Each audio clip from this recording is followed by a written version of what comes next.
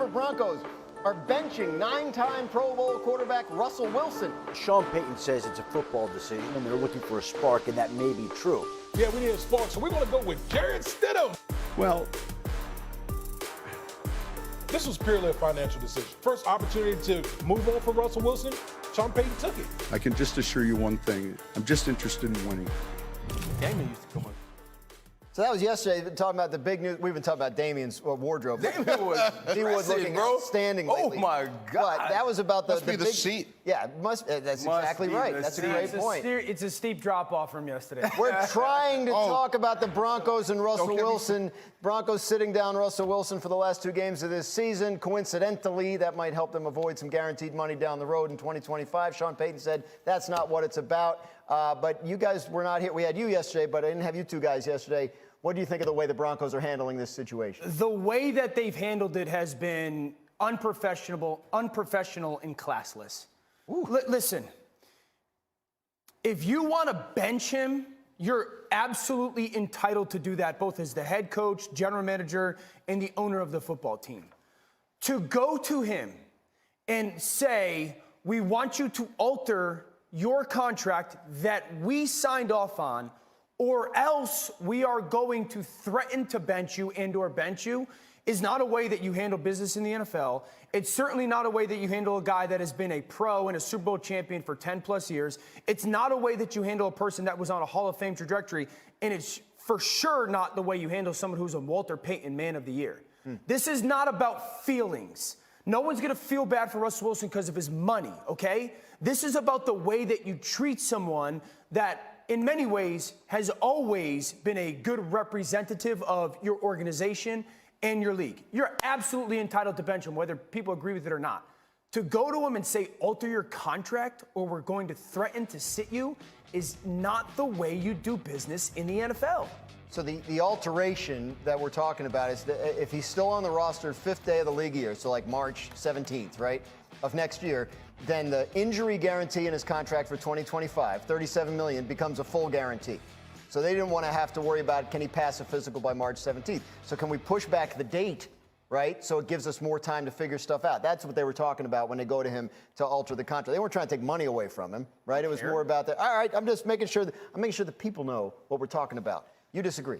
Absolutely, and here's why. By the way, the underreported aspect of the story, guys, is the extension, ironically, kicks in next year. He would have been a free agent. So, Dan, if you're a player and I'm in the Denver Bronco front office and we say, hey, here's this piece of paper. It's going to guarantee $124 million.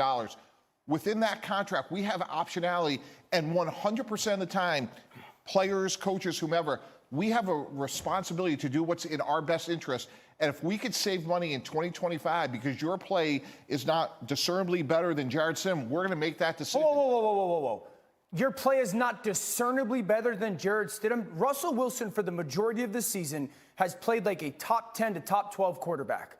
The reason why they were 1-5 was because they were historically bad on defense. So to sit here and say, well, not much better than Jarrett Stidham?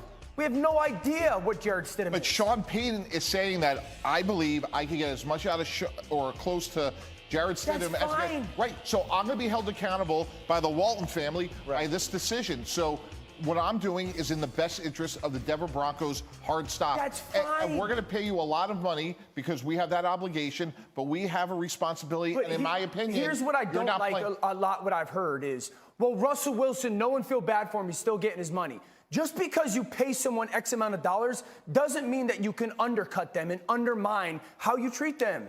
But that doesn't make it okay. Hey, like from a business standpoint, I agree with you. You know, Mike T, like they're making a decision based on money and the financials. And when Daniel says this is the deal that we signed or we offered Russell Wilson, it's not the deal that we or us did because Sean Payton wasn't there. Right? True. And so the business of it is not a problem to me. But let's be honest, Sean Payton has behaved as a thug since he became the coach of the Denver Broncos. Immediately when he gets in the building, he starts to undercut Russell Wilson personally and professionally from his first press conference on. He tells Russell Wilson, you have to stop kissing babies, stop behaving as if you're running for office. Nobody kissed more babies in New Orleans than Drew Brees. Period, point blank. From the beginning, he walked into this building and he had a point to prove when it came to Russell Wilson. You're going to be just like everybody else. I'm going to treat you just like I treat everyone else on the team. That's not the way it works with franchise quarterbacks. Right? With a franchise quarterback, he's talked to differently. There are conversations instead of being talked at. You don't berate them on the sideline against the Detroit Lions because you don't agree with their play. We watched Sean Payton in New Orleans for a decade and a half, never treat his quarterback this way. And so now as you move through and you hear about the phone call, you hear about talking to his representatives about restructuring or doing whatever they wanted him to do to the contract, this was just a means to an end for Sean Payton. This was going to happen at some point. It just happened toward the end of the I don't believe there was a thing Russell Wilson could do to make Sean Payton like him. I think from a personality standpoint, it was a bad match. I think schematically, it was a bad match. But my point is this. My point is this. Let's hold Sean Payton to some sort of professional accountability. His behavior as the head coach of the Denver Broncos is unacceptable. If I'm the Walton family, I do not want somebody representing me this way. And I want to say this about Russell Wilson, because Russell Wilson takes a hell of a lot of heat.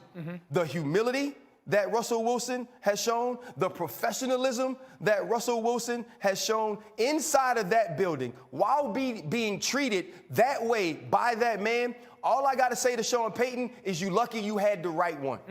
And so That's well said. lot to unpack there. So first of all, I agree, RC. I've been saying all spring and summer that this was going to happen. Sean Payton was coming in and playing with house money. If it worked with Russell Wilson, I'm a genius. I know how to coach quarterbacks. If it doesn't, I didn't make the mistake. So I figured this was going to happen. He moved on from Randy Gregory, Kareem Jackson. He's blowing up the whole building. So to me, like, this was inevitable. As it relates to Russell Wilson, he will be, to me, Baker Mayfield 2.0. He'll have a chance to start someplace next year. And as it relates to how he's treating players, RC, we talked about it every day when I was with the Dolphins or the Jets, which is not only the Walton family, but the player community. That's what free agency is all about. If people don't want to go there, that's the ultimate check and balance within our system, is if players feel like they're not being treated fairly within the system, they're not going to sign there. And I think that's a key point. I'm trying to make sure I understand the point you're making. Are you saying, like, the fix was in all along? Payton was never going to want? Yes, and listen, don't get me wrong. I'm not saying Payton walked into the building and said, by the time we get to the end of this year, he's gone. What I'm saying is, I believe in watching and evaluating Russell Wilson's play, the perspective and the biases he walked into the building with were not going to allow him to make that based on what the film said. Because when you look at what Russell Wilson has done, and not only changing his personality, the way that he's had to approach the media his entire life, Russell Wilson has been as un-Russell Wilson-like as we've ever seen him from a personality standpoint. Also, as a player, Russell Wilson said, okay, I have to start to use my legs again more. Let me get in shape to be able to do that. I have to take the check down. Let me make sure I study the film and understand what Sean Payton wants me to do to execute that. Oh, I need to get a big play. Let me find my big play guy who is Cortland Sutton and give him them opportunities. Russell Wilson did everything he could possibly do, but it's period point blank. When somebody wants to divorce you, when they've had enough, right? When they walk in and say, you are not for me, you can't change their mind. Right. And Russell Wilson had no opportunity to change his mind, which is okay.